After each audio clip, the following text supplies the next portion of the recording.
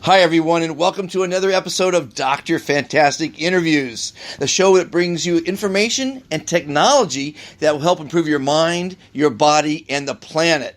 Today's guest is Erich Hunter, the Pendulum Healer. And I met Erich at the Life Conscious Expo a couple weeks ago, and I introduced him to the Be Fantastic movement, and he just got on the phone. And Erich, how is it going by being fantastic? It's fantastic. It's really fantastically going well. I love it. You were saying about your wife. What happens there? So, let me give the whole story. So when we met at the expo, it was right before I was going to give what turned out to be a fantastic lecture on pendulum healing, the topic that I was there to present about. But I wasn't feeling fantastic.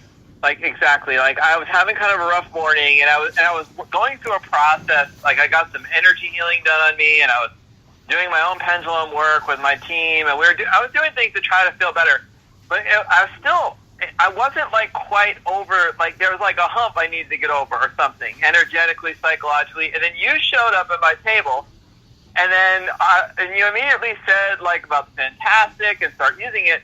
And so immediately I started using it, and it really worked. I felt fantastic. And then I went up maybe 10 minutes later, and I gave a lecture where I was just on fire. And several people told my team that it was the best lecture they heard the entire weekend. And they were mad that it was so short. They were like, that was a fantastic lecture. So everyone in my team is a convert, and then I came home and started using it with my wife, and she's a convert now. We are saying it all the time. It's amazing. Well, I've got to believe it's fantastic. It's fantastic. It is fantastic, Erich, and I want everyone to be fantastic, and that's why it's called the Be Fantastic movement. Matter of fact, if you Google Be Fantastic, I'm number one on Google, believe it or not. Nice. Which I think is okay.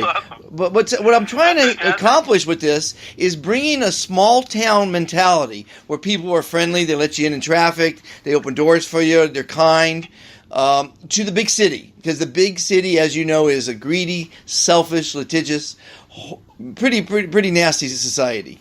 Because it's just too crowded and no one cares about anyone else but themselves. So I got to believe that if enough people become fantastic, we could change the system.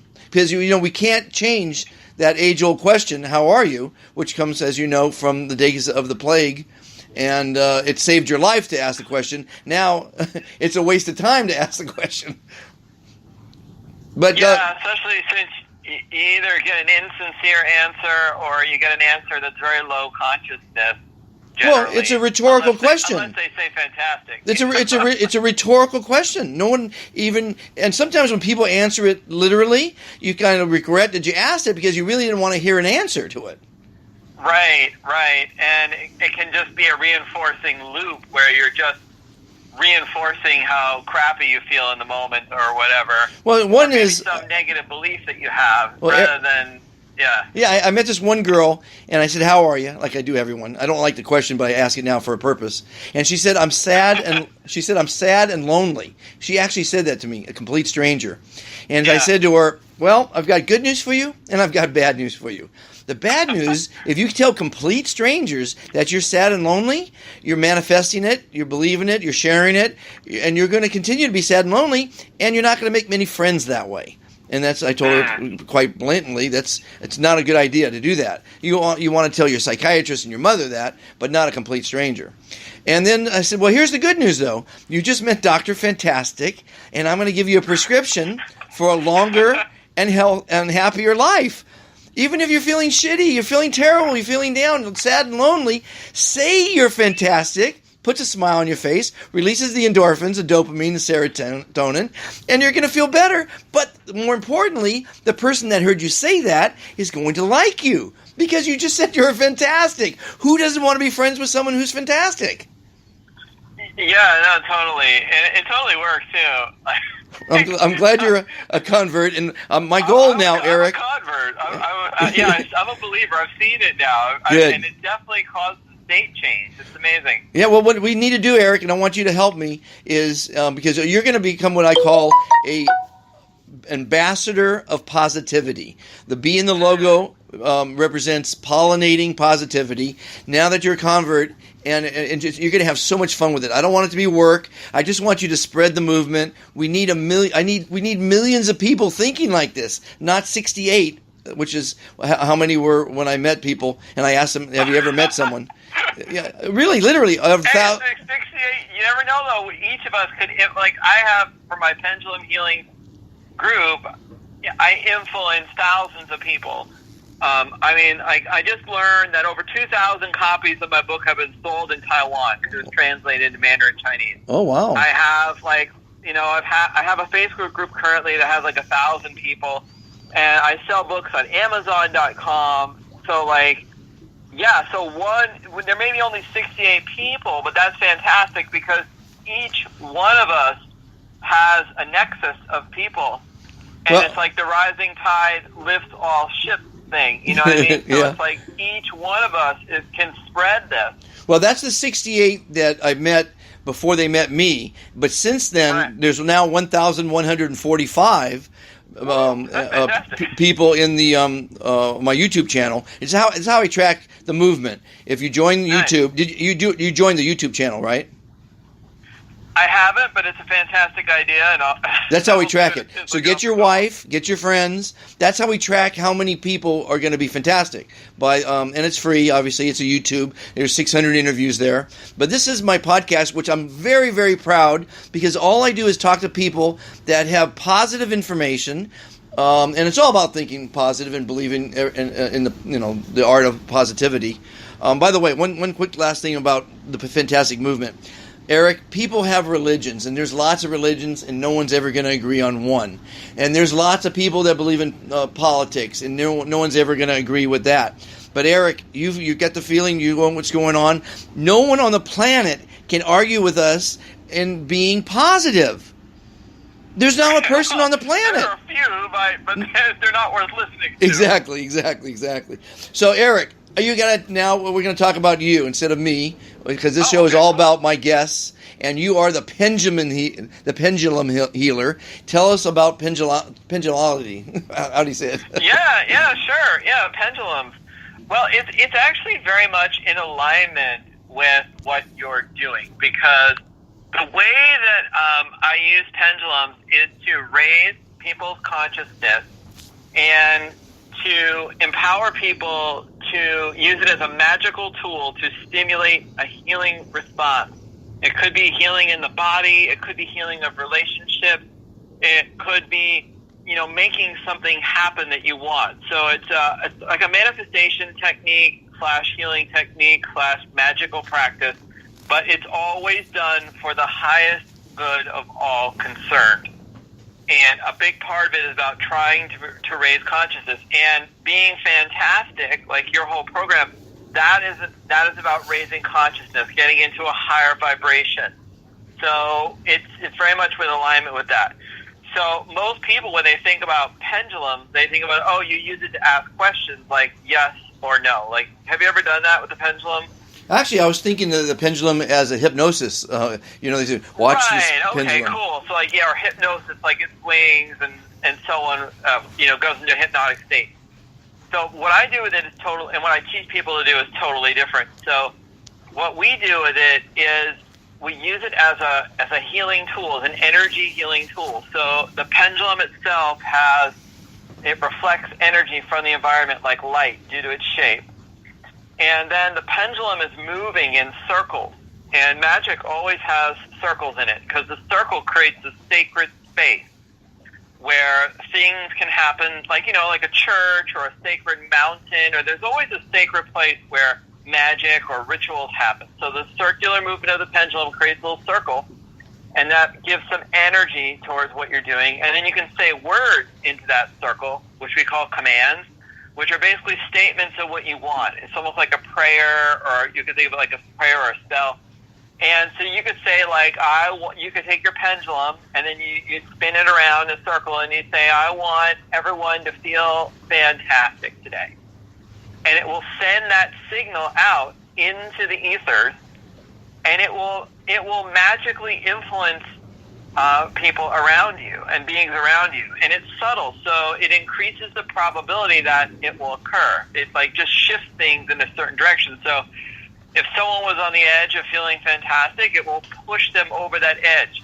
If they're deeply not feeling fantastic, it will get them closer to that state of feeling fantastic. Well, does that make sense at all? Let me ask you a question. Yeah. And it's for the people listening who don't know what it looks like or whatever. I thought it was a necklace. And are you saying that the circular motion is because it's swaying as you walk, or no? Yeah, you hold it in your hands it's like a little bobber on a string.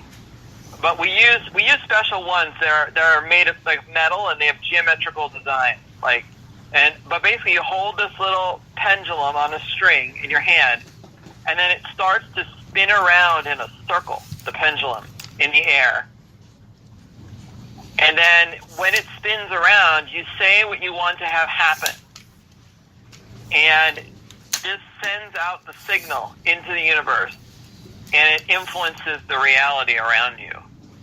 And it can stimulate healing, it can stimulate emotional shifts in people. I use it for various things. So you don't wear it as a necklace, or you do?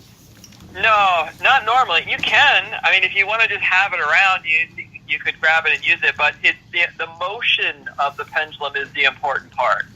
Okay. The movement of the pendulum. Now, if you don't want to use a pendulum, and let's say you want to go into the grocery store, you go into the post office, and there's a really big line of people, right? Right. And a lot of them are probably going to be feeling frustrated or kind of negative or whatever, because they're not in a fantastic state of mind. Right. You can walk into the post office and very subtly take your index finger and your middle finger and kind of hold them together, and then spin them around in a little circle, and just do it discreetly so that people don't see you and think you're totally nuts, unless you don't care. Right. And you just kind of spin your fingers around, and then while you're spinning around, you can just say, raise everyone's consciousness to the highest level possible, or help everyone in here feel fantastic right now. And just try and just spin it around for a few seconds with your other fingers closed, kind of like in a fist that your two fingers are kind of pointing out. Right. And then just spin around for a few seconds, and then as soon as you feel like it's time to stop, just let it stop. And you don't have to say it loud, just kind of whisper it. And be ready to be surprised. You will see a shift in the energy of the room. And you will see things like the line will move faster, the people will be friendlier to you and to each other. It's amazing to see how this stuff works. You can do it with traffic jams, like you're driving your car. You obviously don't want to whip out a pendulum. It might be hard to drive with a pendulum in your hand, but you can just use your fingers for that. But it also works, now for healing, you want to use the pendulum because it kind of shields you from the person's energy. But me and my students have used this for healing cancers, for helping people with hospital treatments, all kinds of healing results. Also use it for winning lawsuits. And the key to that is you send love to the opposing side of the lawsuit, and you raise consciousness. Try to get everyone to a state of love, and then it gets a result, because everyone's ready to fight in a lawsuit, and you win by doing the opposite. See, my philosophy is positive thoughts manifest positive action. Right. So this is taking it to the next level. It's adding an energetic quality to your positive thoughts, using techniques that are known in magic and healing to influence reality.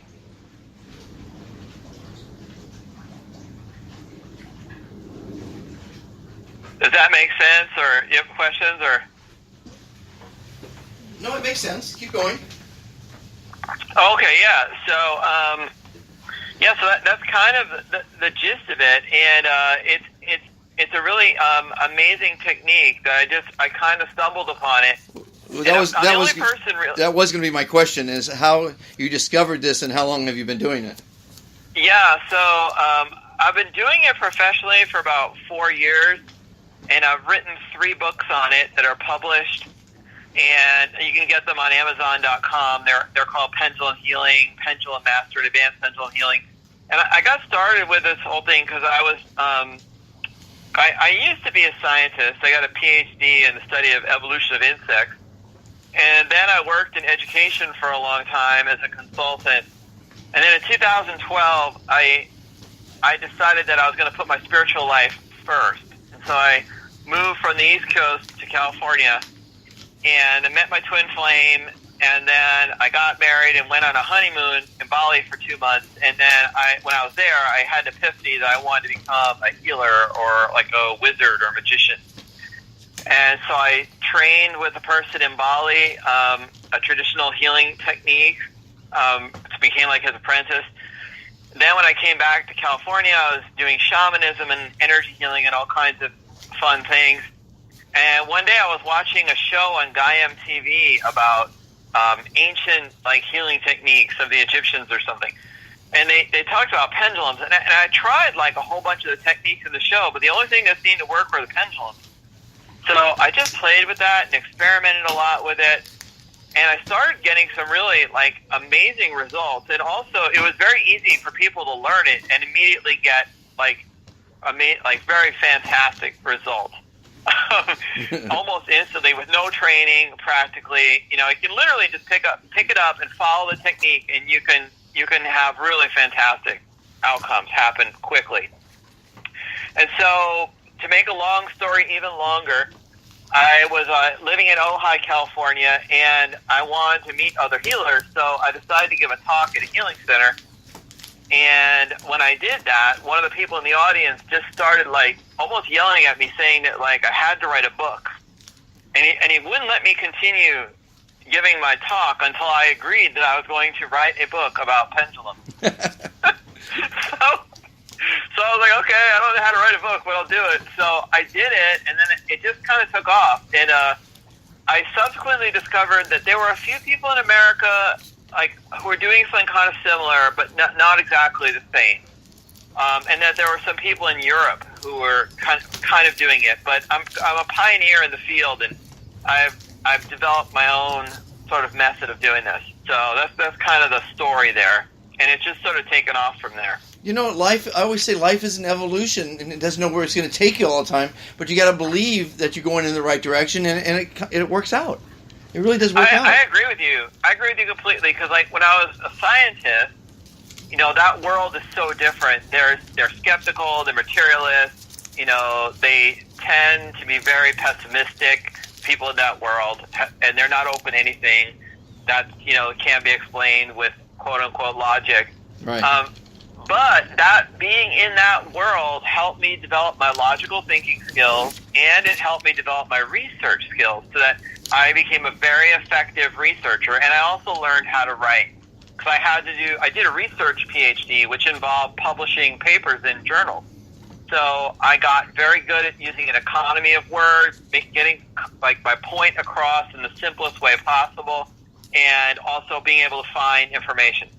Then that world kind of spat me out. Did not work like for me as a career, but I got into education. And what did I learn there? Well, I learned how to present information to audiences, to give talks, give presentations, make interactive programs that I could engage people. Because I worked in the inner city in Atlanta with mostly minority students, and the teachers too.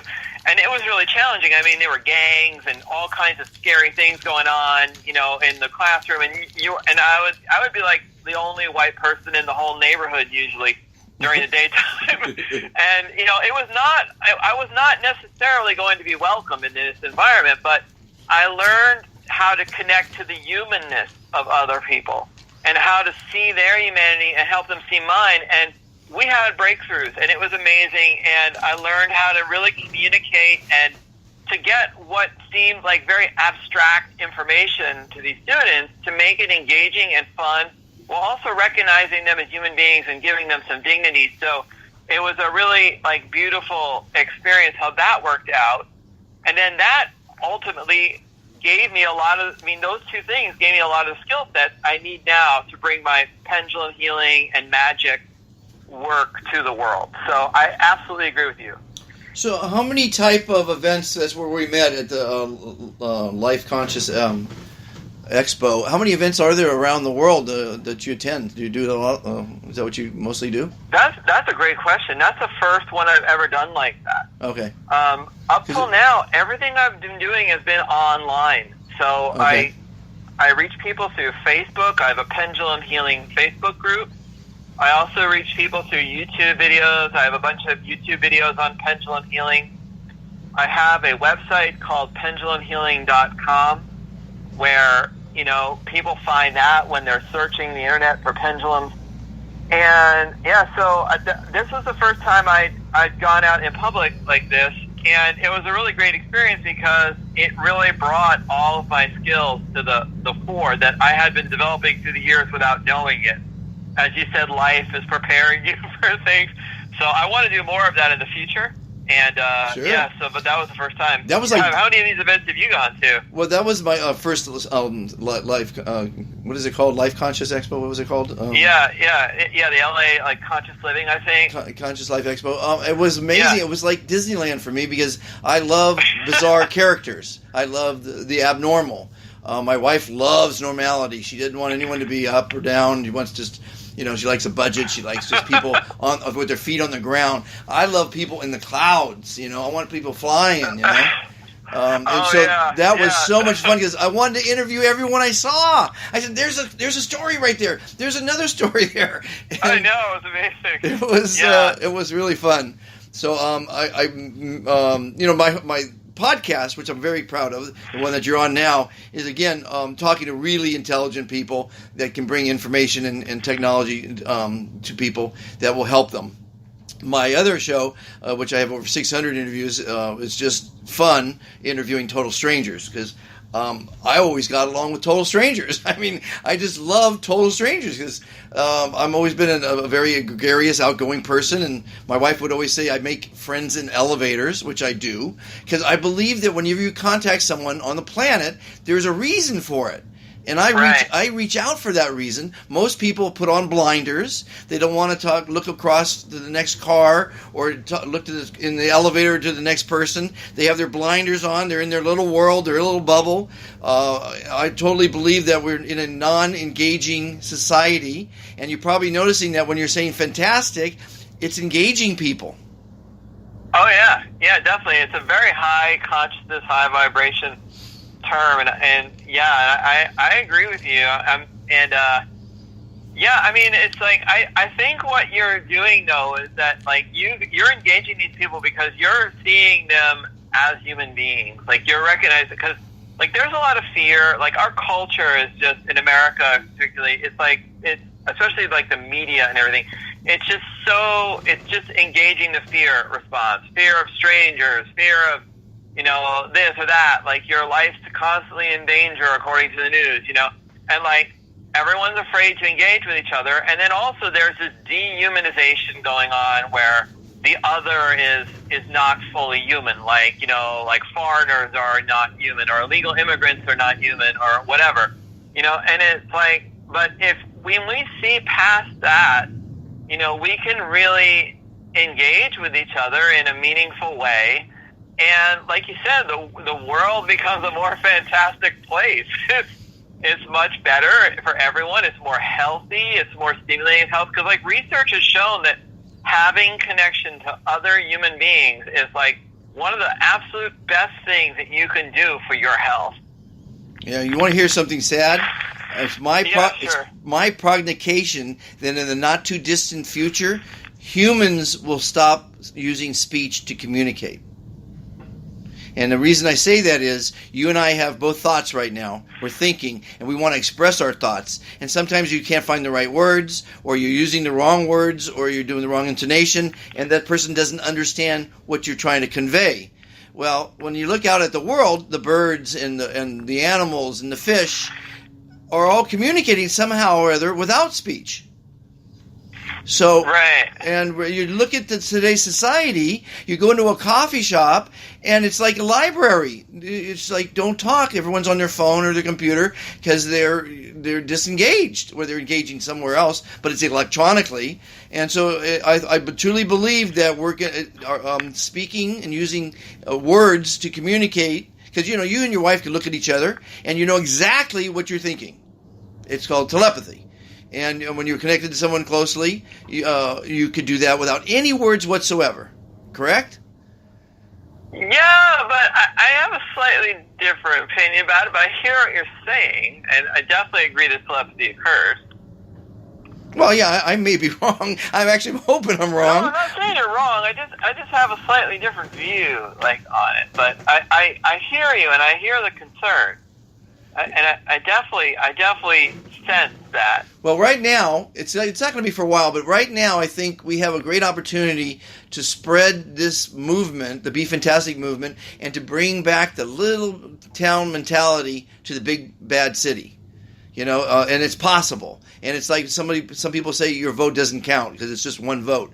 But imagine if everyone started being positive and treating people with respect and kindness and giving and sharing and doing the things that your parents taught you should do, But we get caught up when you're living in a big city in this vicious cycle of just work to survive, and you come first and no one else counts, and it's a dog-eat-dog world, it's a rat race, it's all those horrible things in this big city of ours and around the world, not just L.A., Right. No, I definitely hear that, and I think though, in terms of communication, I do I'm very psychic, so I can, like you said, understand a lot, but at the same time, I'm always surprised when I actually ask somebody what they're thinking. When I hear what they're saying, many times it's like, whoa, I didn't see that coming. I wasn't thinking that you were thinking that at all.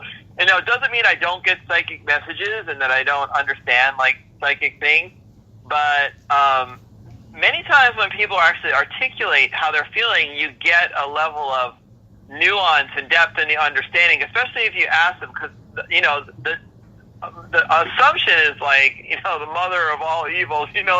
Assuming what someone else is thinking, you're probably going to be wrong. You know what I mean? Don't assume. That's the third evil there. Right. And regarding animals, there is some hope there, because think about frogs, right? They communicate with a voice when they croak, and they need to croak in order to mate, because most of the time they live by themselves, so they're just quiet. But then when it's time to get together, they croak. So, maybe something working in favor of speech is that we are social beings, and, this technology stuff, it's kind of a fad or trend, but it's very short in the history of human civilization or human, evolution. It's just a blink of the eye. So people may have a rebellion against us at a certain point where they're like, hey, we lost something by not talking. I agree. Let's stop using the computer so much, and let's get back to I'm not saying fantastic old days when we were talking, I'm not saying it's going to be a good thing at all, by all means, I really am an advocate of talking to people. I think people should, and that's why this movement, the Be Fantastic movement, it really does create engagement. I don't know if you know, if you ever watched the series Friends. And I've seen a few episodes, yeah. Yeah, Netflix about a month ago renewed the series for $100 million to replay it. And so on that occasion, they interviewed Jennifer Aniston, one of the stars. And she said, in the era of Friends, when you went to a coffee shop, you engaged with people. You had conversations. You talked to people. Well, that doesn't exist anymore. And that's why I'm prognosticating that we are going to be not speaking too much anymore. I don't know. Right. Well, the only thing I would say about that is that a lot of the communication that goes on digitally is pretty amazing because it was never possible before. So, let me give you an example from Pendulum Healing, my business. So, my business is literally global. I have people from every major continent in the world contacting me on a regular basis, either through email or Facebook. So I have Canada, Mexico, some countries in South America, all over Europe, both Western Europe, a little bit of Eastern Europe. I have Asia. I have Taiwan, Hong Kong, Singapore, mainland China, Australia, New Zealand, like those areas. I have a few. I have the Middle East, people from the Middle East, and also some people in South Africa. Very few people from Africa. I'm hoping to expand that more. But like the thing was, 50 years ago, there's no way I could have ever communicated with these people. Correct. So, yes, we are communicating less with the people in our immediate environment, but this digital stuff is allowing us to communicate with people who we never would have been able to communicate with before. So I would say right now it's kind of like a period of exploration and discovery about new communications and really getting to know more people around the world. Like in some ways we're actually way more connected than we ever were. Even if we're not, obviously it's an imbalance, as you're pointing out. But the only positive thing I can say about it is that it is bringing the world closer together at some level. You got you know what I mean? A very valid point there. And unfortunately, another bad side of that is it's instant news. Literally news spreads within 30 seconds. Something horrible happening. Right. And right. So we are definitely connected. Yeah. Right. The flip side is though that fantastic news can also potentially spread quickly. So I agree with you. There's an imbalance right now, but I think over time, I'm going to hold a fantastically optimistic view that we will come into balance.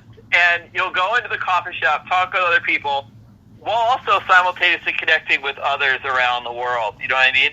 Like that. Hopefully, we'll get to some sort of a balance there. I'm assuming it's because of the newness of all this that we've kind of gone really far in one direction, like kind of off the rails a little bit. Right. But well, when you see the pendulum, literally the pendulum will swing the other way. I'm hoping you're right, but when you see a 2-year-old with their own cell phone, I mean, it gets a little ludicrous, Oh, I know. Yeah, but like those beings may have chosen to be born at this time. You know what I mean? There could be something about this. So who knows? And then I don't know if you're a father or not, but these phones now are babysitters. I saw this one lady. I know. Her kid was yelling, and she holds up her phone. Yeah. She goes, "Sesame Street, Sesame Street." So that was the pacifier. I've got Sesame Street in my hand. Stop crying. I thought it was pretty funny. Yeah, it's wild. It's pretty wild. Yeah, I'm grateful for this technology because it's helping me to spread a message of love and light that would never have been possible in the past. Like if I was dependent on my local community, even living near San Francisco, I would be impacting a very limited number of people. 100%. And because of this technology stuff, I am literally influencing thousands of people. And every day, hundreds of people are hearing my message.